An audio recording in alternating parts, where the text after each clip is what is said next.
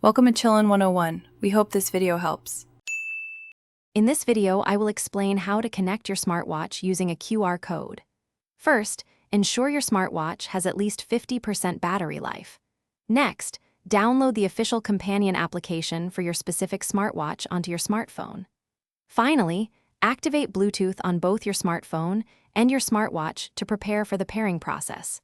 These initial steps are crucial for a smooth and successful connection. Once your devices are ready, open the companion application on your smartphone. Within the app, you'll typically find a section labeled Add Device or Pair New Device. Select this option to begin the pairing sequence. From there, choose the method to connect using a QR code, which the application will then generate for you to scan. This code is your unique link. With the QR code displayed on your smartphone, carefully position your smartwatch camera directly over the code. Hold your smartwatch steady at an optimal distance, usually around 4 to 6 inches, to allow the camera to focus properly.